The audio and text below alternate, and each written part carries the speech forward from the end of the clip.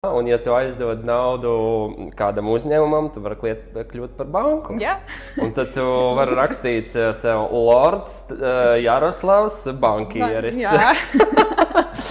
Okay. Un kāda ir minimālā summa, ar kādu es varu kļūt par bankieri tajās krājobligācijās? 50 eiro. Diezgan neliela nauda, man liekas, lai kļūtu par bankieri. Un principā ir tā, ka arī pa brīvdienu, pa brīvdienam var taisīt. Un, jā, tā kā tur ļoti ērta mājaslapā. Kā sauc mājaslapā? Krājobligācijas LV. Tā kā tur vienkārši. Jā. As simple as it is.